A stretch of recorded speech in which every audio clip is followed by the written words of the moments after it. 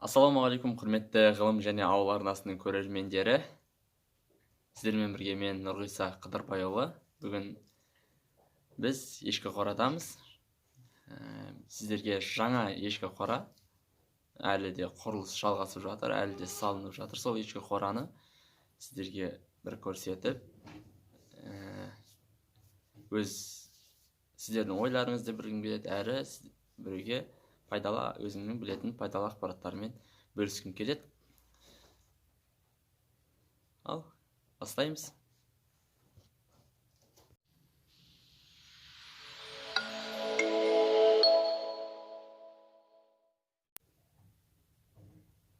Біздің ешкі қорамыз өте аз ақшаға, барынша арзан материалдарға салынған. Сондықтан да бұлай жасау керек еді, мұндай тәсіл қолдану керек еді деген бір қымбат қаржылай жағынан айтып жатырмын. Қымбатқа түсетін нәрселерді біз барынша өзімізге ыңғайлы етіп, барынша қалтамызға, өзіміздің бюджетімізге сай етіп жасадық. Қораның жалпы аумағы 8 метрге, ені 8 метр, ұзындығы 13 метр. Жаңа мен осы кезде ғана қораның науаларға цемент құйып, әрі тағы да бір жақтан бір кішігірім ешкі тұратын орын жасап жатырмын. Екі жаққа да өзім жүрмін. Қазір құрылыста тек қана өзім, үйде жалпы өзім ғана, мен және келіншегім бар. Ол қазір студент, үйде онлайн түрде оқып жатыр, және оған түсір, мені видеоға түсір деп айту ыңғайсыз. Сондықтан да мен өзімді былай түсіріп жүре бермеймін. Қолыма алдыңғы камераны қосып қойып, қораның ішін түсіретін болам, және өзім сөйлеп отыратын болам. Мен қазір ешкі қораның дәл ортасында тұрмын.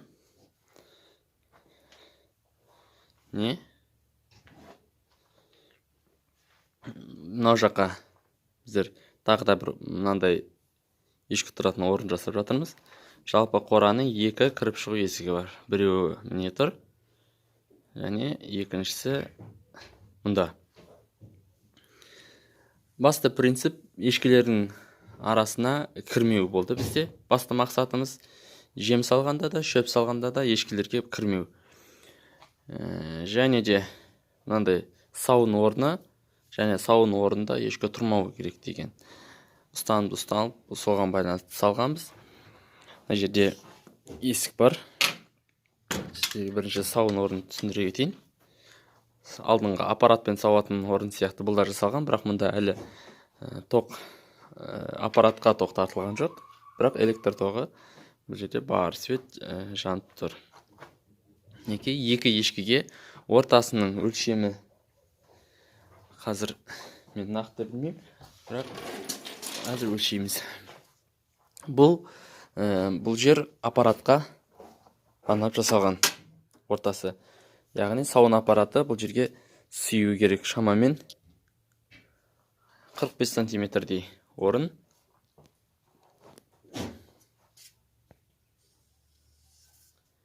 Екі жағында адам отыратын орындықтар. Осындай сауын орны. Яғни бұны ешкі баққан, ешкі сауып көрген адам бұны түсінеді не екен. Бірақ ортасы не үшін ашық дегенде, бұл аппаратқа. Өйткені біздің аппарат алдыңғы видеоларда көрген боларсыздар, бір мезетте бірден екі ешкіні саууға арналған. Сауы міне былай жүргізіледі. Мына жерде көріп отырсыңыздар, ешкі тұратын орын, есік бар не? Естен ешкілер келеді де, бір-бірден, екеуден өзінің жем салынған орнына барып тұрады, сауылады. Сауылып болғаннан соң, мінекей сауылған ешкілер екінші орынға барып қамалады. Басты принцип, жаңа айтып өттік, ешкілердің арасына кірмеу. Мен жаңа науаны цементтеп шықтында, ішін цементтеп болғанда 2 сантиметрде емес, 1 сантиметрден сәл ғана аса ғана түбіне цементтеп жайып шықтым. Мінекей. Бұл лақтар тұратын орын. Төмен, мына жер көріп отырсыздар. Асты, төмен. 45 градуспен қисық мынау. Бұл шөпті ішіне қарай шашып бүлдірмеу үшін, шөпті үнемдеу үшін керек. Бұл науа. Мынау тақтайлар. Ал жаңағы не үшін 45 градус? Өйткені 13 сантиметр бұлардың арасы. Ал мынау ешкілердікі бер жақтағы. Бұлар 15 сантиметрден. Мыналар арасы 15 сантиметрден 45 градусқа. Ешкі тіпті басы денесі сият 15 сантиметрге. Бірақ бұл 45 градус былай қисығынан тұрғандықтан, мынандай тік емес, қисығынан тұрғандықтан ешкі ары қарай ұмтылмайды, ары қарай өтпейді. Мінекей біздің. Астына уақытша жерге поддон қойылған. Лақтар тұратын болғандықтан бұл жерге тас қойылған. Өйткені лақтар тастың үстіне шығып, секіріп ойнайды. Бер жақта тауықтарға орын, бірақ мен қазір тауықтарды босатып жібердім, қазір бос жүр. Қыста олар мына жерде қамалып тұрады. Тауық көп емес, өзімізге ғана жететін. Және де анандай столдар жасалған, көріп отырсыздар. Бұрышқа астына поддон қойылған. Ешкілерге солардың үстіне шығып жатады ешкілер. Ар жағына әлі стол жасалған жоқ, жасалып жатыр, 2 шпал қойылған. Құрылыс бұл жерде әлі де жалғасып жатыр. Мен өзім жалғыз ішім пісіп кетеді кейде бір нәрсені соңына дейін жасап бітіруге. Сосын басқасын кетемін. Жаңа мысалға мен науаның ішіне цемент құйып шықтым. Бірден 3 науаға да цемент құйып шығуға мен негізі қалай айтуға болады, шыдам жетпейді деме, әлде бір адам болғаннан кейін оған енді қиындау. Мына жерден дәл осындай науадан мына жағына ұзындығынан тағы да біреу жасаймыз қазір. Мінекей. Мынау тақтайым, мынау менен мына жерде ортада жүретін жолы болады. Мына жерде менің қазір сіздердің оң жақтарыңызда мына жердегі мына тақтай арасында тағы да бір науа болады. Мына жерге кішкентай мынандай тесік бар. Қазір оны қыс келе жатқаннан кейін мен бекіттім. Жалпы қорада 7 терезе орнатылған. Терезелер Қарағандыда болғандықтан салқын болады күн. Мінекей терезелер 2 қабатты, көріп тұрсыздар. 2 қабат терезе. Ешкі қораның жағдайы осы. Толықтай ешкі қора мына жерде қазір көріп отырсыздар. Мындай ағаштар толықтай шашылып жатыр. Мына жерде қазір құрылыс әлде жүріп жатыр. Осы қора толықтай біткен кезде мына жерде 2 жаққа бөлек свет жағуға болады. Толықтай біткен кезде видеоға түсіріп, тағы да бір рет көрсететін боламыз ешкі қорамызды. Бұл жерде қазір ешкілердің сыйымдылығы қандай деген сұрақ туындайтын шығар. Арасы 15 сантиметрден жасадық. Санап шығамыз. 1, 2, 3, 4, 5, 6, 7, 8, 9, 10, 11, 12, 13, 14, 15, 16, 17, 18, 19, 20, 21 ешкіге бұл жерде орын бар деген сөз. Яғни 21 ешкі бір мезетте тұрып шөп жей алады мына жерден. Осы науаға жемде салынады, осы науаға жемде жей алады. Бұрынғы мына жақта тағы да бір қора бар. Ол қораны сіздер білесіздер, ол қораны сауын аппаратын түсірген кезде түсірген болатынбыз. Мінекей, мына жерге осындай отыратын, демалып отыратын орындық жасап қойдық уақытша. Жемді уақытша мына жерге жоғарыға іліп қоямыз. Яғни ешкілерге сауатын кезде беріп отырамыз. Қораның іші жарық, жылы. Жоғарысы мындай тақтайлардан жасалды. Бұл тақтайлардың үстінде енді шыны керек линолеум, я болмаса тағы да бір андай төсеніштер, нелер сондайлар төселген. Оның үстіне қи шығарылған. Қидың үстіне тағы да рейкалардың арасын толтырып қи шығарылғанда, сол рейкаларға профлист дейді ғой жаңа. Қаңылтыр, жылтыраған қаңылтыр қағылған. Оны тағы да видеоға түсіріп көрсететін боламын. Мінекей, бізде қазір мына жақта 20 деп ала берейікші. Бір жақта 20 ешкіге орын бар. Мынау жақта тағы да 20 ешкіге орын бар. Мына жерден тағы да кемінде 20 ешкіге орын болады. Және бұл жерге лақтарға, жаңағы шыбыштарға тағы да 20 ешкіге орын бар. Бұл енді дайын. Мынау дайын. Өйткені бұның несін жаңа ғана цементтеп, астын цемент шайып шықтық. Қане көрейік. Қатты мекет. Ақырын қатып келетір. Жарайды, қата берсін. Мына жақта бізде кеш туған кішкентай серкештер. Серкештер.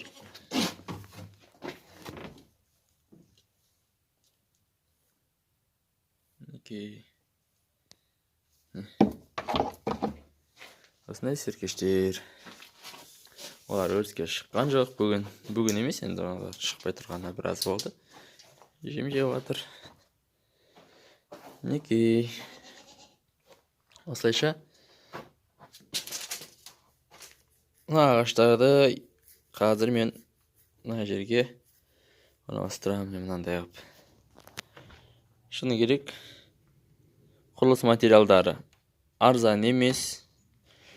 Сондықтан да қолда бар мүмкіндіктердің бәрін пайдалана отырып, осындай ешкі қораны осы жазда салдық.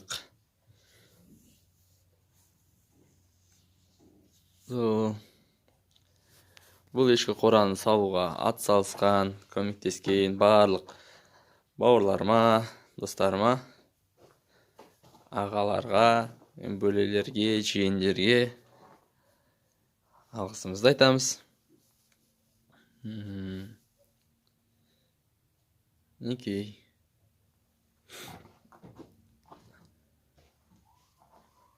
Қазір үйде сол келіншегім екеуміз. Мен осылай қора салып жатырмын, ішін бөліп.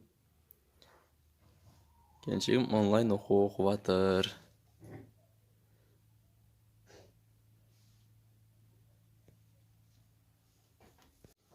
Мінекей, осындай қорада бізде тағы да бір айта кететін жайт, мынандай екі жашанбасынан екі мынандай тесік орнатылған. Екі тесік орнатылған, бұл ауа ату үшін. Біреуі мұнда, екіншісі жоғарысында орналастырылған. Аяғымен бір нәрсе басып кеттім.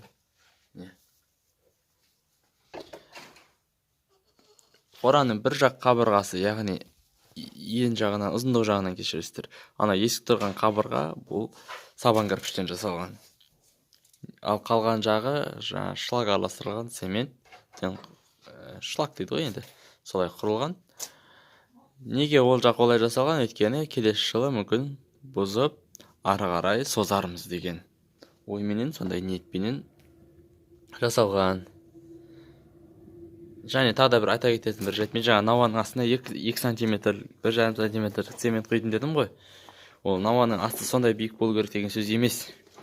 Мен цементті үнемдегенім ғой ол. Ол былай. Мынау науа ғой. Науаның мына жері төмен. Мынау да жерден бірдей емес. Бұның астына тас төселген. Тастың үстіне азырақ құм құйылған. Оның үстіне панер ағаш бар ғой. Сондай панер ағаш. Оның үстіне мынандай цемент құйылып жатыр да. Цементті үнемдеу үшін. тіпті кейбір жерлеріне міне цемент фанер ағаштың өзі де тұр. Антта қарасаңыздар көрінеді. Осы асты, яғни биіктеу болу керек. Ешкілердің мойны жеңсе астына түбіне жетпейді. Ой, жерден шөп жеп жүр ғой деп ойлайтын шығарсыздар. Жерден шөп жейді, өйткені ол жаңағыдай мойын созудың ешқандай қажеттілігі болмайды. Ал мына жерде сіздерге көрсетейін. Мынау мен тұр ғой қолымда. Мынадан басталады. Мына жерден басталады ешкінің мойын созуы. Сонда 10 сантиметрге дейін ол тек науаның осы бір жақтауын алу үшін 10 сантиметр мойны осы жерде ғана қалып кетеді. Сонда астынан көтерілу керек міндетті түрде. Егер де осы науадан жем берем деп ойласаңыз, ол тіптен биік болу керек.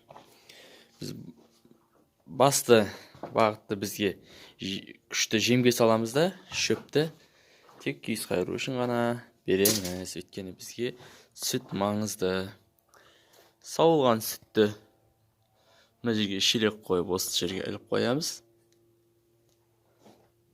Қолмен сауған кезде әрине. Ал аппаратпен сауған кезде ортада аппарат болады. Мына жерде міне ортада аппарат болады. Аппарат сіздер көрдіңіздер. Мінекей.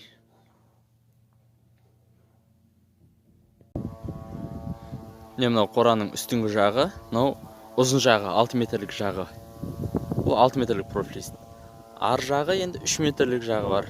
Ол 3 метрлік профилист жайылған, яғни 6 метрлік профилисті ортасынан бөліп, ар жағынан қойған. Сонда сыртынан 9 метр болып тұр да, қораның ені 14 метр болып тұр. Ішінен 8 деп енді бірдеңе 8 деп ала берейік. Және 13 метр деп не отырмыз. Мінекей. Бұл екі ненің ортасы бір-біріне қосылған жері байқалған шығарсыздар. Енді лаймен, немен тұр. Оған аршыдан профилист кесіп, жалғап істеу керек. Бірақ оны істейтін әзірше жақпай жатыр да. Бірінші ана жұмыстар бітіріп алайық. Мінекей осы біздің шаруашылықтағы қорамыз, ешкі қорамыз. Бұл қора биыл салынды 2020 жылы. Енді осы қорамыз толықтай салынып біткен кезде, ішіне ешкілер келіп кірген кезде, іші сыланып, әктеліп, тазаланып болғаннан кейін, ішіне музыка орнатып, музыкальный центр қойып, әдемілеп, тағы да бір дайын қора деп, құрылыс біткеннен кейін дайын қора деп сіздерге тағы да бір рет есеп беруге бір видео түсіретін болам. Бұйыртса, ала жазса. Және сол видеода науалардың өлшемдерін, қораның ішкі өлшемдерін бәрін түсіретін болам.